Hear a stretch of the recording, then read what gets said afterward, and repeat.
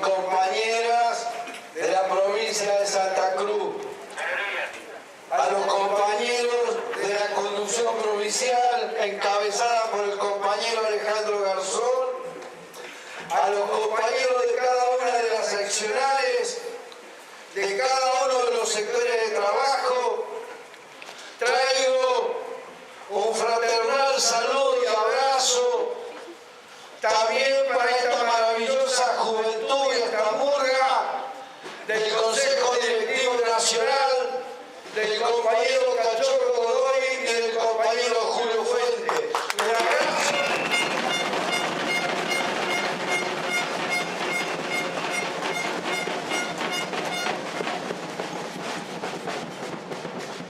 Yo simplemente, compañeros, decirles que estoy muy feliz y muy contento porque he escuchado y he visto esta adrenalina y esta polenta que tenemos los de ATE, esta organización que nos orgullece a lo largo y a lo ancho del país.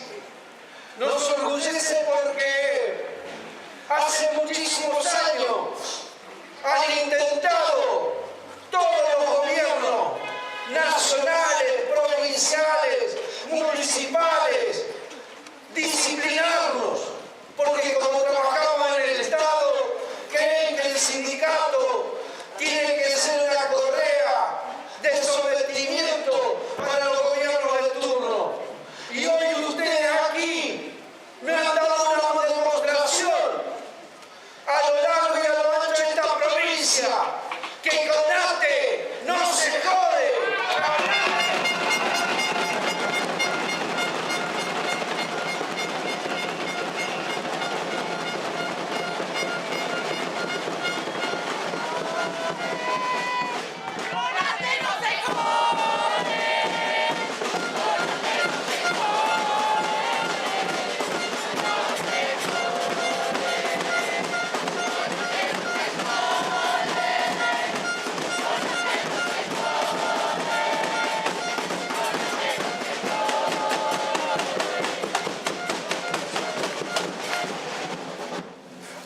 Compañeros, muy importante transmitirme un pensamiento, una idea.